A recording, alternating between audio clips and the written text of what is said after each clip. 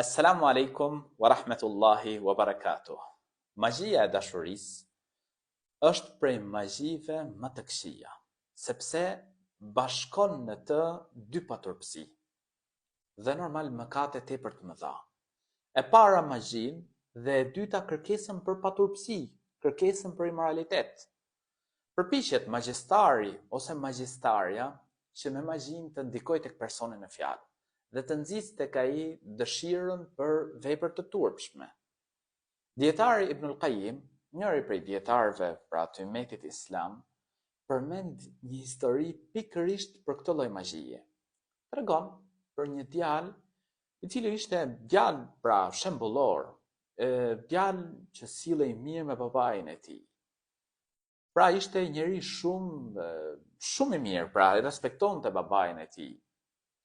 Një grua ishte fiksuar shumë pas këtij djalit. E informon këtë djalin, pra se e donte dhe doshte të krijonte me të një lidhje të jashtëligjshme.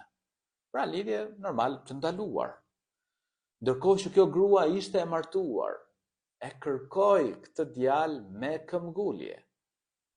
Derisa djali pra i shprehet një shokut të tij, ky shoku i thotë sikur çosh ndonjërin ta këshilloj ose ta qortoj, ndoshta ndalet. Por ajo nuk hoqi dorë. Ose ta vizitonte ky djali, ose ndoshta ajo ta vizitonte.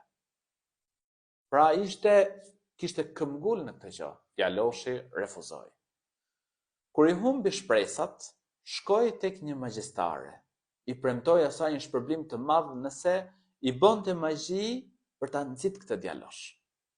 U përpoq magjistarja me ato paturpsit, pra me ato punët e pista që merren magjistarët. Ndërkohë, djaloshi një natë, duke ndenjur me babain e tij, i erdhi në mendje kjo grua.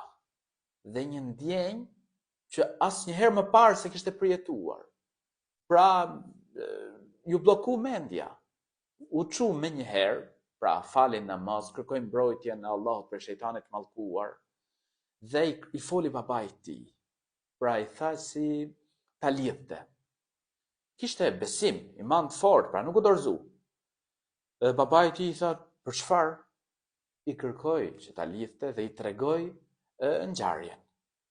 Babai i tij, pra bëri atë çfarë i tha djali. Djali filloi të përpiqej, pra ndjenjat nga një anë, përpjekja nga ana tjetër, derisa në atë gjendje filloi pra nga ajo trënditja e madhe dhe përjetimi i fortë, moment pra shqetësohet dhe ndrojit. Magjistarët dhe magjistaret, keqbërës të mëdhenj, shkaktojnë shkatrime të mëdha në tokë. Allahu na ruajt. Gjithsesi, besimtari nuk e humb shpresën tek Allahu i Lartësuar. Ka besim të fortë tek Zoti i Gjithësisë. Allahu i Lartësuar është ai që na ruan, është ai që na mbron, është ai që na shëron. Ne nuk e humbim kurrë shpresën tek Zoti i Gjithësisë. Nëse je i sprovuar me magji, me leximin e Kuranit, Zoti i Gjithësisë, pra ka bë Kuranin shkak për shërim, të ruan dhe të mbron. Nëse je i sprovuar, merr abdest dhe fal namaz. Lexoj vetes tënde çdo ditë, a ke mundësi gjysmë ore, një orë, lexoj Kur'an, bëj rukje vetes. A ke mundësi që gjysmë ore në ditë ta lexosh surën Fatiha, ajetin Kursi, 3 suret e fundit të Kur'anit? Zoti i Gjithësisë është ai që na shëron. Allahu i Lartësuar thot në Kur'an: "Wa idha maridtu fa huwa yashfin." Dhe kur unë sëmurem, ai më shëron. Mos e humb shpresën tek Zoti i Gjithësisë. Lutju Zotit Gjithësisë me përgjërim, sepse Allahu i Lartësuar i përgjigjet lutjeve.